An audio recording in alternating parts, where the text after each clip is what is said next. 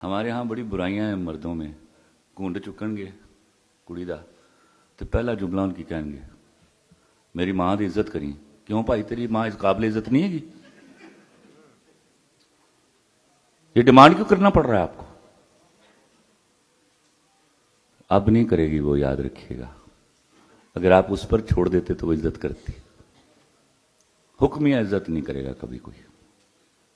میری شادی ہوئی تو میری عمر 19 سال 5 مہینے تھی. میری بیوی کی عمر 15 سال 8 مہینے. ہاں شناختی کارڈ نام بھی مسئلہ بھی ہوں تو میں کر لینی سی جی.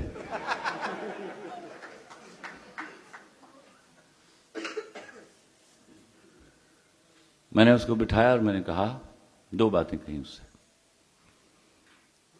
میں نے کہا مجھ پر حکومت کرنا، بس سال کے 4-5 دن جڑے نا بہیو لائک اے سلیو، میری بھی عزت رہ جائے نا.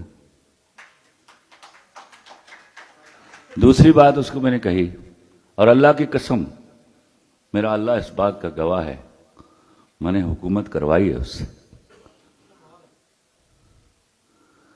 دوسری بات اس کو کہا کہ دیکھو تم ابھی چھوٹی ہو، ایسی کسی لڑکی سے دوستی نہ کرنا جس کا بریک اپ ہوا ہو.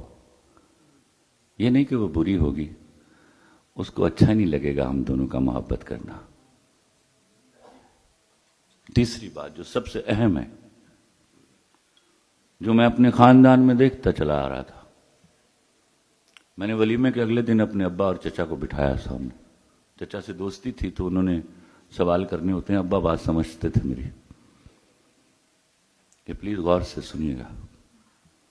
میں نے کہا ابا چچا میری بیوی کے سامنے کوئی اونچی آواز میں بات نہیں کرے گا.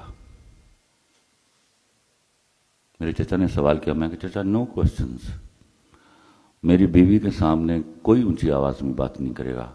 اس سے کوئی غلطی ہو جائے مجھے بتائیے گا، اور میں انصاف پسند آدمی ہوں. آپ میں سے کوئی اس کو کچھ نہیں کہے گا. اس کا نتیجہ کیا ہوا؟